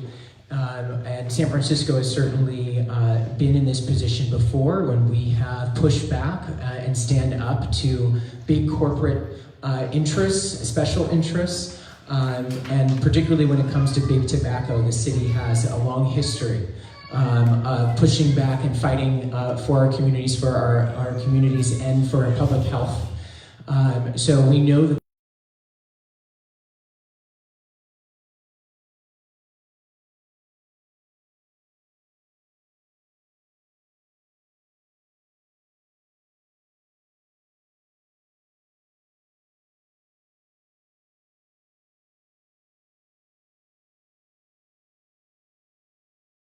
the targeting, who is being impacted by the rise of e-cigarettes. Young people are exposed to these e-cigarettes, and they are highly addictive. And we're seeing, 1 in 5 high school students and 1 in 20 middle school students have been exposed or are already using e-cigarettes. We also know this is a growing issue in terms of money and influence, and the companies that are behind these e-cigarettes are growing in terms of their power and their influence, particularly, I think this is the point of concern for this body, is in our politics and our political system in terms of influencing outcomes. We are seeing this already here in San Francisco and at the state level.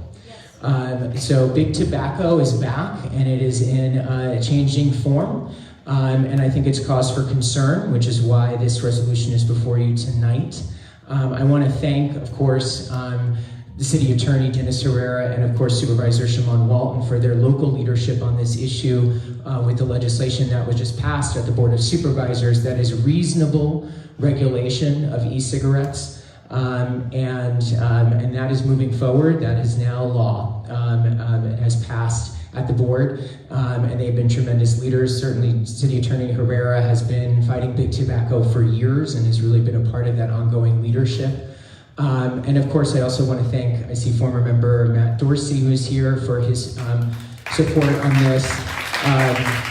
And I think it's also important for us to make a clear statement as a Democratic Party in terms of where we stand, not only on the local legislation, but also on the influence that these companies have on our politics. And I think there's no one who's made a clearer message and sent a clearer message on this issue than our very own Henny Kelly, who's been working hard to be making those challahs for for days, for weeks now, and I just want to thank her for being a champion on this issue, and to say a few words if you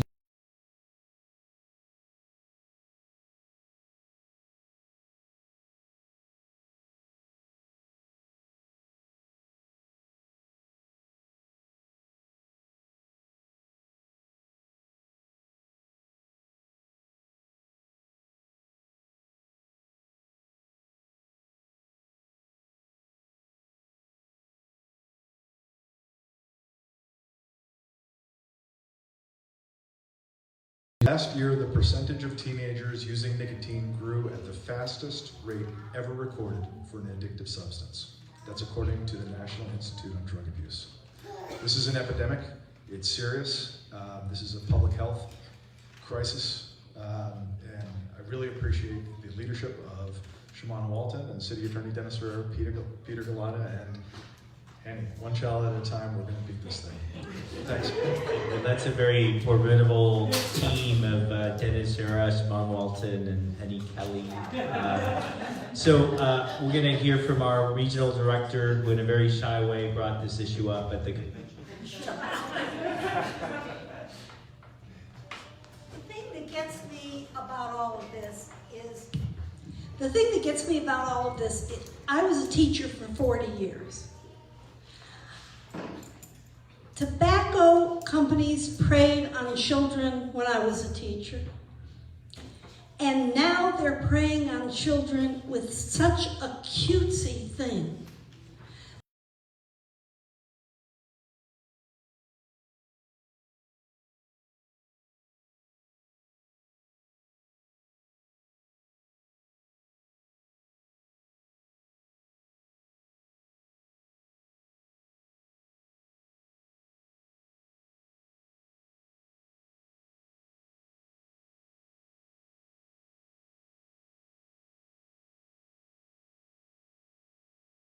It's not just that they are smoking one cigarette, because each one of those times that they take that Juul, it is like a pack of cigarettes, 20 cigarettes.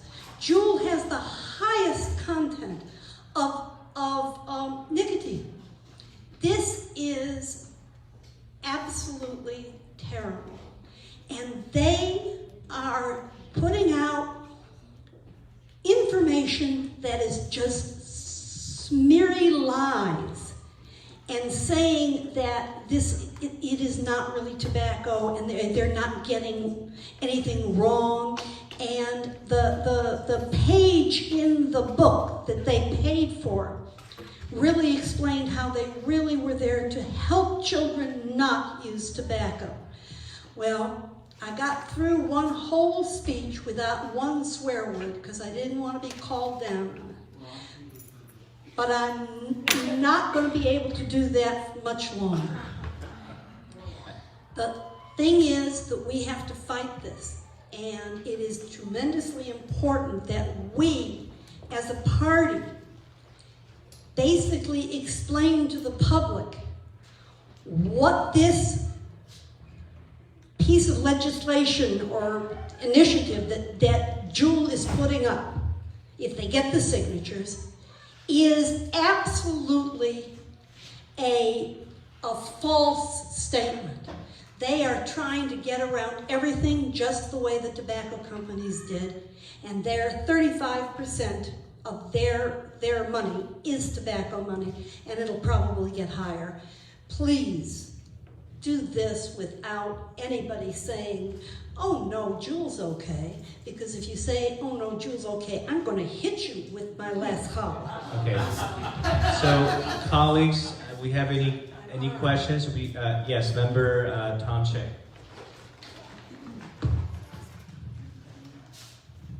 So I'm not going to say Juul's okay, because I don't want to get hit by Holla tonight, but I am going to ask a couple of questions or make comments about this ordinance. I hate big tobacco. I remember I worked for a campaign in 2000 to rebuild Laguna Honda Hospital. It was a $299 million bond measure. the largest of its kind at the time. It won by 72% of the vote. And largely it was rebuilt, the hospital rebuilt because Louise Rennie, City Attorney Rennie, was able to sue Big Tobacco and win a huge settlement to help fund that project. So I've been at this for a while. But I'm also a parent of teenagers. And I want to share with you the reality of what is going on in our school system, in the bathrooms, in the classrooms, in our homes. All of our kids are vaping. That's right. They're experimenting with e-cigarettes, with smoking dope, cannabis. That's a war on drugs term, dope. But they are. They're doing it. And you know why they're doing it?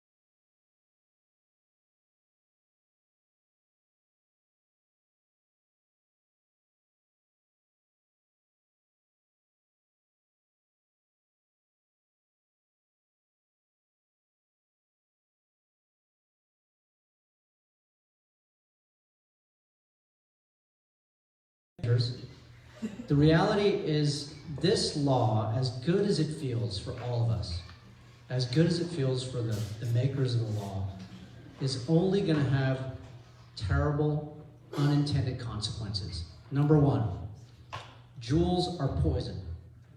But there's a worse poison out there out in the world that looks just like a jewel. It's a pod that's coming in from outside of our country. It's being manufactured overseas, mostly in China. They're copycat jewels. So, yeah, our kids are experimenting with poison right now, just like many of you and we did as kids growing up with cigarettes, okay? Or our friends. They're experimenting. And during that experimentation comes a time for parents to start parenting, for guardians to start guarding. I really don't like the fact that government has to step in and do this feel-good measure that's going to do nothing but push a whole lot of product from China into the black market, because our kids are not going to stop vaping. They're just going to be vaping pods from China, which is going to be worse than whatever Juul's pushing out. At least that's got some FDA regulation on top of it, even though it's not complete yet. So, again, I just ask you to consider, and you're not going to change your mind, I'm not asking you to, I'm just trying to give you a different point of view, a parent's point of view. I deal with it. We deal with it.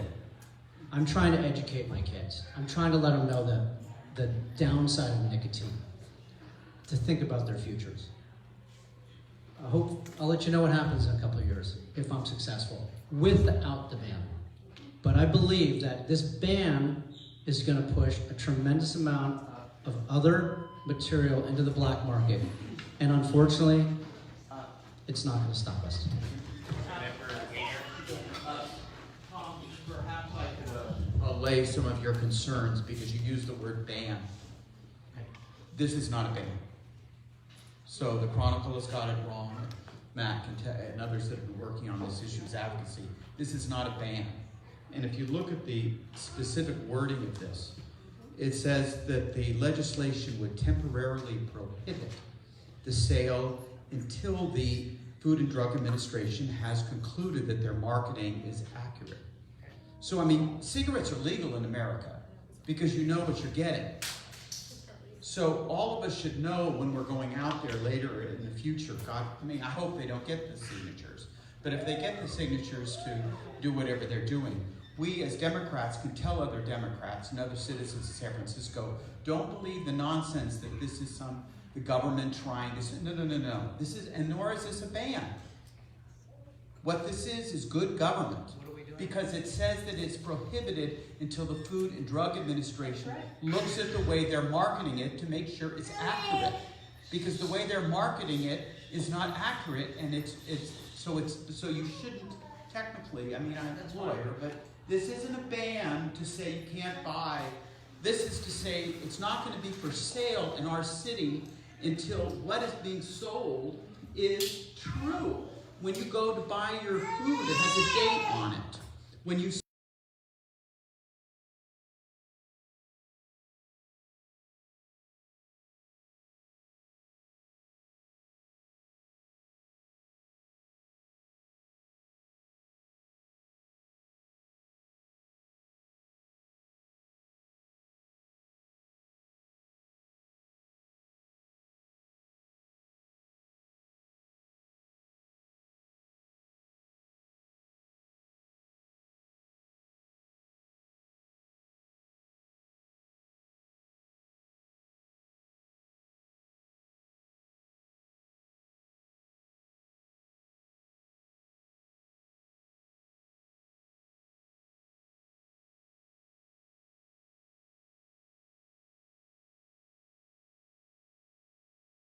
He tells me a lot. Sometimes it's too much, but it's but I am blessed nonetheless. And I'm here to tell you that jewels are a problem, and it is far more than 1 in 5 kids in high school that is using them. And I will also tell you that there are other devices that are on the rise, and that the teenage brain is so unformed that not only is their judgment not where it needs to be, but the brain is being affected by everything they take in. So while we do everything we can as parents, there is so much these kids are doing because all the other kids are doing it, because social media tells them to do it, and because they are becoming addicted so quickly. So while I don't like the idea of a government state doing things that parents should do, we are doing, personally, I think I'm doing everything I'm supposed to do, and it is not always enough. And I think we do have to do this. I say right on and amen. And Mr. Galata,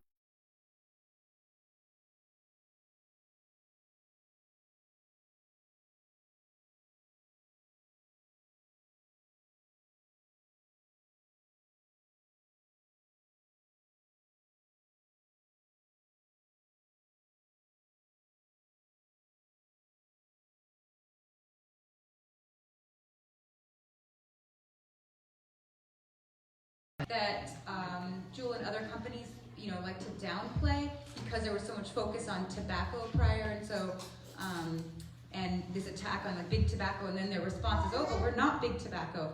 But yes, there isn't tobacco, but there is nicotine, and there are a lot of adverse health consequences to both adults and children around nicotine. I think that's important to realize, and so that's why we do, as Member Wiener said, need additional research around this and around the marketing and how it's really affecting specifically our youth.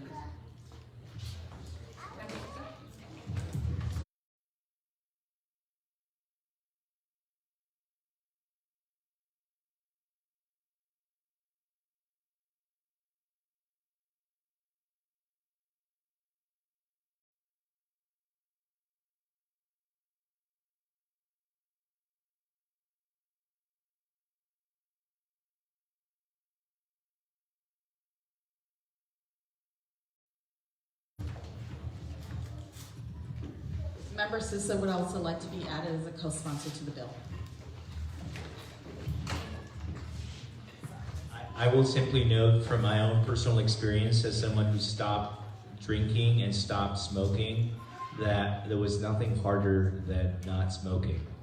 Nicotine is the most addictive thing, and I just can't say that enough. Yes, member.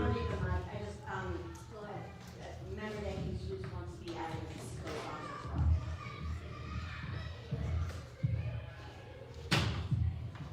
Just a question, is there any concern about children just, because this is just for San Francisco, being able to drive to Daly City, for example, to get the same exact thing? It's not that far. It was just a point of curiosity. There's nothing we can do. You can't control Daly City. we can console the innocent, but the harder you make it. Okay, colleagues, if we can have, on the resolution, if we can have a motion. So moved. Okay, so motion by Levitan, seconded by Wiener. All those in favor say aye. Aye. Any opposed? Any abstain? So abstain, abstention by Feinstein and Tom Shea.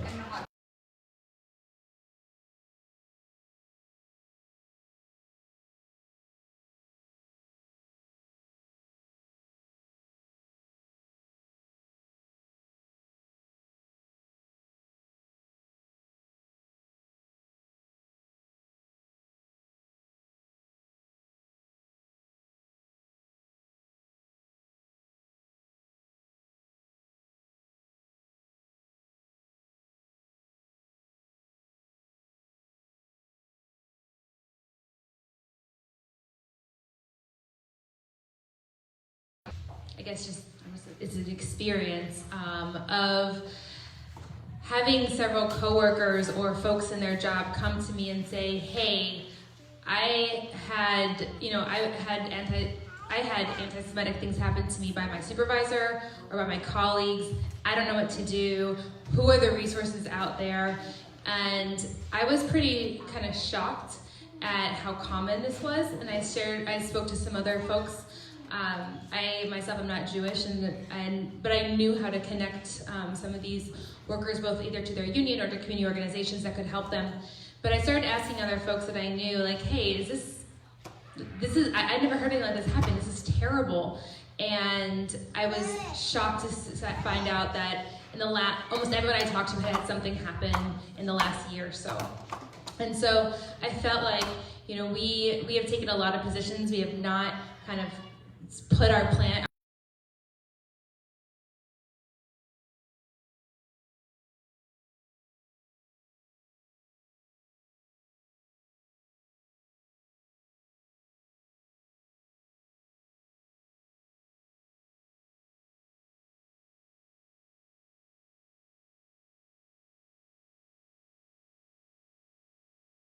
Colleagues, Member Gupta, do you have Member Bryant.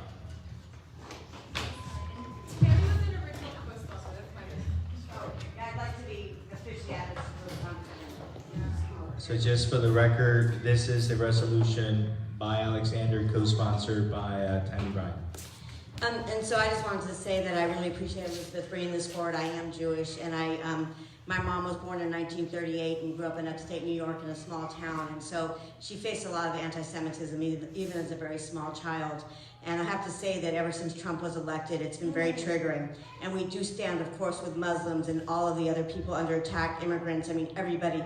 And I don't see us as singling Jewish people out or anti-Semitism out as any worse. It's all horrible, but just to also put it out there that this is happening, and just when I see my mom almost in tears watching the news, it's like, it's very, very painful. And I actually feel like we are living in Nazi Germany, and I feel like what's happening with those babies on the border.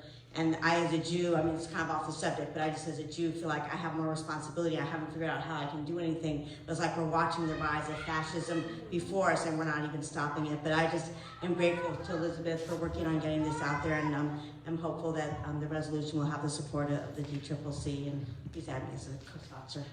Thank you, colleagues. Any other comments or questions? So if we can have thank you.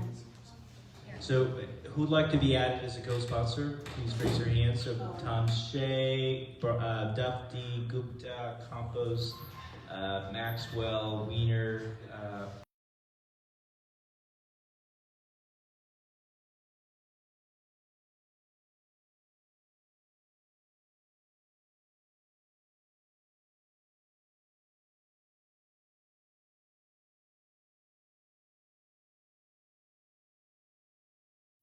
Thank you very much. We now will move on to a resolution that was introduced by Member Groth, resolution opposing military engagement with Iran. Member Groth and Rowe. Thank you. I was fine. I babysit, by the way, if you couldn't tell. Yes, thank you for adding this item to the agenda. It was brought to me by a veteran who actually authored it, Julian Marosa. He couldn't be here today, but this is really important, especially since we were 20 minutes away from launching a nuclear attack on Iran. So would really like your support in this resolution. I don't think I need to say too much on why it's an important issue right now. Colleagues, any comments or questions? Member Tom Shea. Again, this is not to the maker of the resolution. This is just a general item. Iran, it's a complicated issue. This is like terribly complicated. We're passing these resolutions that are just so feel good about, oh yeah, let's not go to war with Iran. Iran is setting up, Iran is an antagonist throughout the Middle East.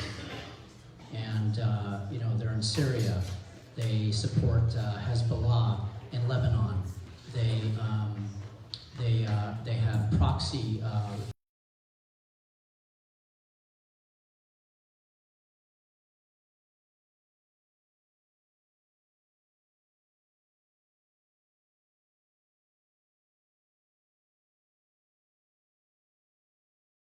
so that the two-state solution is not moving forward. It's an incredibly complicated issue, and I just really would ask our members to think about passing these resolutions that sound good, feel good, but I mean, if Iran is belligerent, that can't stand. If they attack an ally, it cannot stand. America needs to help our allies in the Middle East. They're an aggressive country. They could do harm. And I just think that saying, we're going to give them a free pass on just about everything going forward is just not even realistic. It's just, I'm not for anything other than just maintaining peace in the world, but unfortunately, not everybody abides by that theory. If I may respond, and I'm certainly not going to respond to defend Iran. I think that is a totalitarian government that is misbehaves in many respects.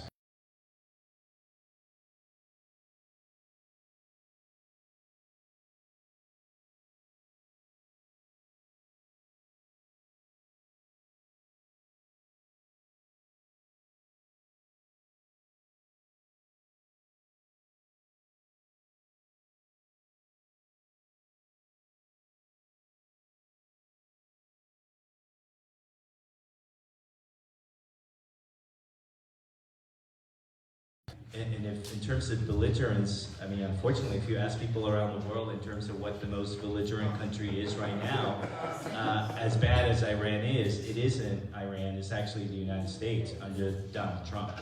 And so I think that the Democratic Party making it very clear that we do not want to go to war with Iran, I think is a pretty reasonable position for us to take. But that's just my position. Member Bryan.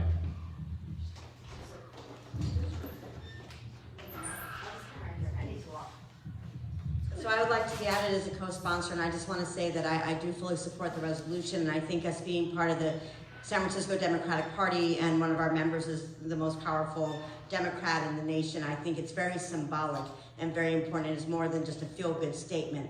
It's a real statement from her hometown of how we feel, and like always, we like to set precedent.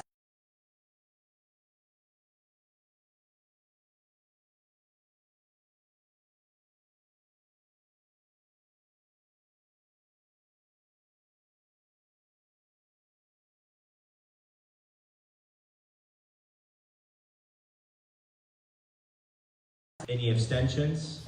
So abstention by Koulakis and abstention by Tom Shea. Anyone else? And Mahogany. Okay. Thank you. The resolution passes. Thank you, Member Groff, for bringing it forward. Now we will go to the last resolution, which was brought forward by Member Sousa, co-sponsored by Member Lowe and Member Baraka. Resolution calling for the support of Assembly Bill 857, the Public Banking Act.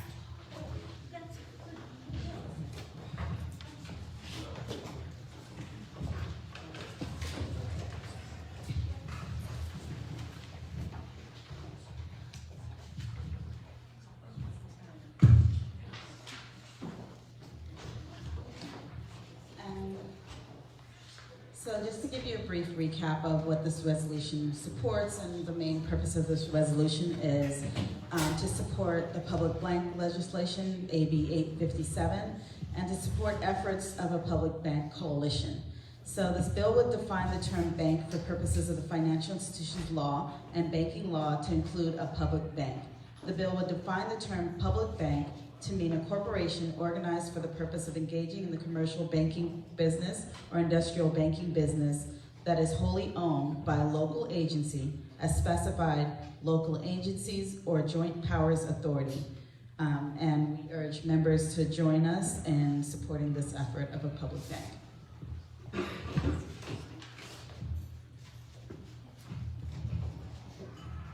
Thank you very much, Member Sousa, for bringing this forward. Colleagues, any other comments or questions? Yes, Member Bryan.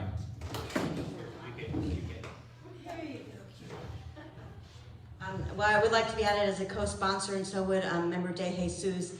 What really excites me about public banking is where I live is no longer, but it was once a limited equity co-op. And every time we talk about affordable housing and low-income housing, that's always come up as a public bank. So I think in the spirit of really ensuring that we have other models for affordable housing besides just renting and rent control, and I just really want to support this, and I really appreciate Member Sousa bringing this up. Thank you. Thank you.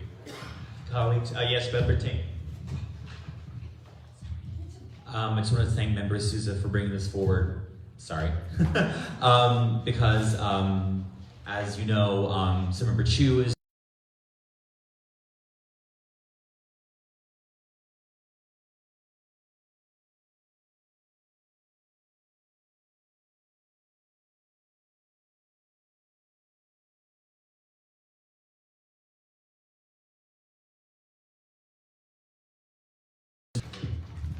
Thank you to our San Francisco delegation member, Francis Shea.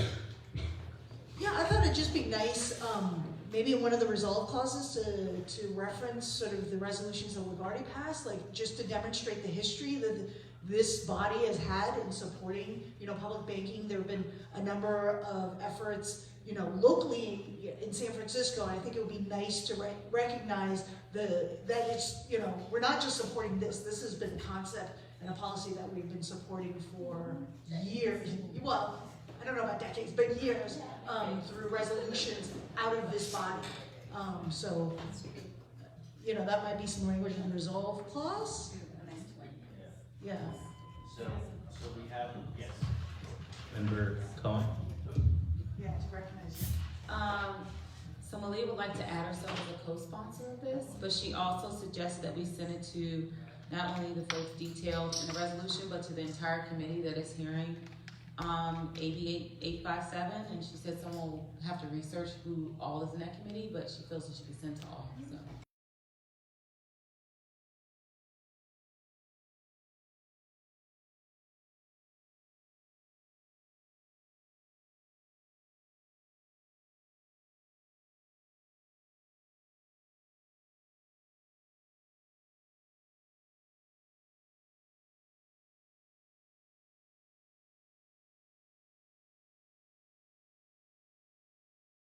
That's the only way they accept the letters at this point. So we will do that, but we have a motion to amend by Francis Shea to include language that references past actions that this body has taken to support the concept of a public bank. So we have a second by Member Duffy. Can we take that amendment without objection? Without objection on the amended resolution, can we have a motion? Motion by Maxwell, second by Bryant. All those in favor say aye. Aye. Any opposed? Any abstentions? Abstain, Kanalakis and Feinstein. Okay. So, And Mahogany wanted to be a co-sponsor. and Mahani wants to be a co-sponsor. And Tim? Not co-sponsor, but point information afterward. Okay. So it passes. Thank you very much, Members Sousa, Baraka, and Lowe for bringing it forward. Member Ting. I guess you had to co-sponsor this, but we're co-sponsoring the bill. So just a point of information is that this is going to the Senate Committee on Governance and Finance. So we can help with Han or whoever to get to the portal to go to the advocacy portal for something to be uploaded to that committee. So I can send that link over. Thank you. Now we'll go on to new business. Is there any new item or executive director or any member? I do want to note something that for those of you who have been watching the United States Supreme Court, tomorrow is actually their last day to issue opinions, decisions for the term. And there are actually, I think, 5 decisions that are still pending. And one of them, and I just want to make sure people are aware of this, is a very important decision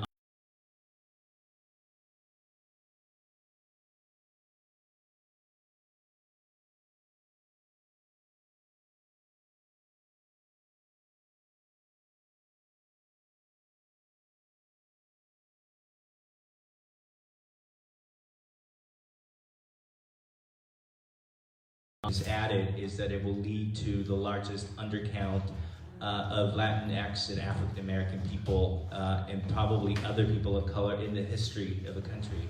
And it really is about upholding white voting political power.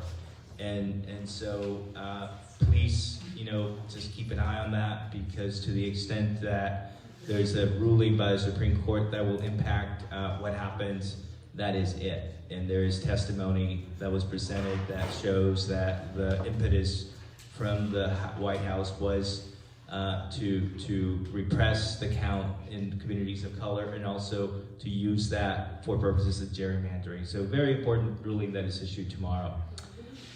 And with that, I'm going to close the meeting in the memory of a very special man, and I'm going to give whoever wants an opportunity to say something about him, and that is, if we can adjourn in memory of Leroy Wade Woods.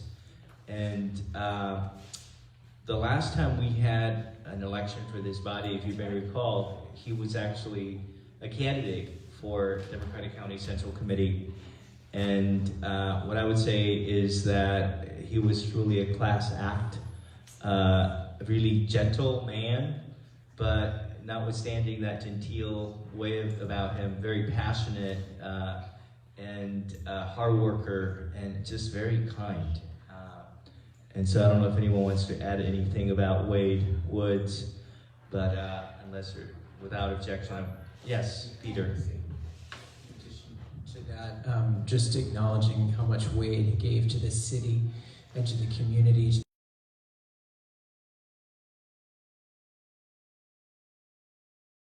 Already in 2017, and he was a force, and he loved his community, he fought for his community, and it's just a tremendous loss for us as a city, and I think we honor his all of the work he did, and we'll remember him, and may he rest in power. Member Bryan. So I just wanted to add quickly just how special he was and how I